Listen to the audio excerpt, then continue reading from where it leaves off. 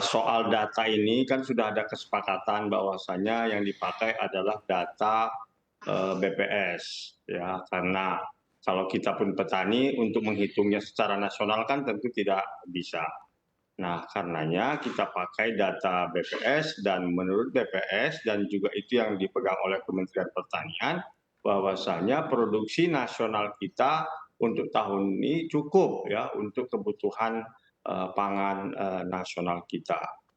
Nah, masalahnya kan sekarang ini ditengarai adalah justru di cadangan pangan pemerintah. Dalam hal ini Bulog yang jumlahnya tidak mencukupi dari yang ditargetkan.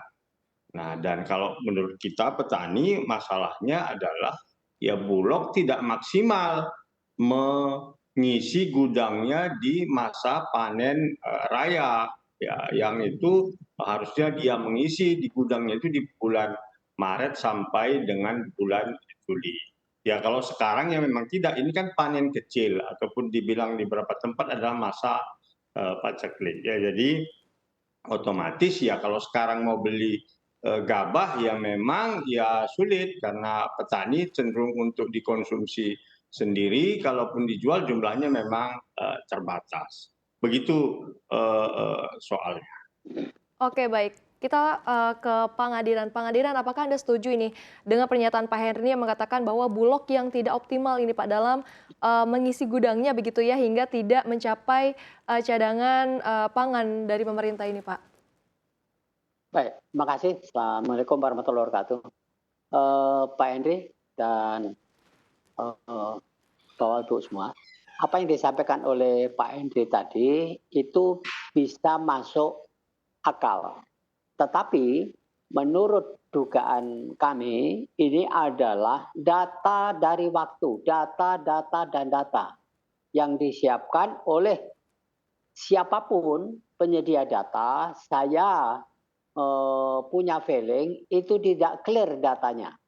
Apabila data itu clear, disinkronisasi antara baik yang dimunculkan oleh BPS, sumbernya dari mana, kemudian orang-orang pinter, orang-orang ahli mau dimanapun jabatannya, harus dari waktu ke waktu, zamannya sekarang sudah teknologi yang canggih, itu kan bisa melakukan sinkronisasi.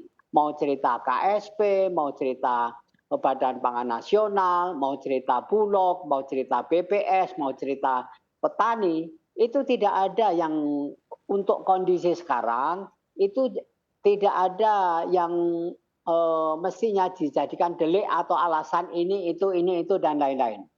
Saya punya feeling, saya ulang, data yang disiapkan oleh siapapun penyedia data itu tidak valid, tidak clear. Boleh dibuktikan. Baik, apa Pak Ngadiran yang menyebabkan bahwa Bapak punya feeling ini ya bahwa data itu tidak clear. Apa yang Bapak lihat di lapangan ini Pak? Karena beberapa bulan yang lalu antara yang disampaikan oleh Kepala Bulog, yang disampaikan oleh Menteri Pertanian tidak sinkron. Data menurut keterangan dari Pak Menteri Pertanian yang mungkin itu data yang dibuat oleh BPS melimpah ruah. Kalau barang itu melimpah ruah, harga di pasar tidak naik logikanya. Kalau kami belanja, baik belanjanya ke pasar induk, baik juga kita konfirmasi ke penggilingan gabahnya juga tidak mencukupi, bagaimana harga tidak naik kalau di penggilingan itu gabahnya tidak ready. Kemudian di induk tidak bakal naik itu harganya apabila barangnya memang cukup. Saya belanja dari hari ke hari, minggu ke minggu, setiap minggu belanja harganya bergerak, setiap minggu belanja bergerak. Minggu yang lalu dengan minggu ini saja kami belanja, naiknya bukan Rp10, bukan Rp20 per kilo. Naiknya lebih dari, hanya 1 pekan saja naiknya itu lebih dari Rp30 per kilo. Oke, per baik. minggu. Baik, Pak Henry bagaimana ini Pak tanggapan Anda mengenai stok yang ternyata di lapangan ini sudah mulai menipis begitu ya, berbeda dengan data yang ada di BPS yang mengatakan bahwa stok beras ini sebetulnya masih tumpah ruah begitu. Bagaimana Pak Henry? Ya, ini yang menurut kita Kalau kita melihat dari petani ya memang di musim sekarang ini ya, ini adalah panennya memang kecil gitu. Dan itu terbukti misalnya di bulan, eee eee, Februari, Maret yang lalu ya pada tahun ini kan harga gabah itu turun sekali. Ya 3.900 ya dibeli di tempat kita, bahkan di bawah, HPP ya 4.200 pada panen, besar, tersebut. Nah dan, menurut kita disitulah yang seharusnya ya, Bulog ini kan sebuah badan yang kita sendiri petani, berharap ya dan memang yang berusaha mempertahankan agar ini tetap ada, untuk betul-betul bisa menjadi penyangga ya, membeli gabah di kala panen besar, ya dan tentunya dikala seperti yang musim sekarang ini dia bisa, katakanlah ya, menjabarkannya, mendistribusikannya ke pasar-pasar, tertentu.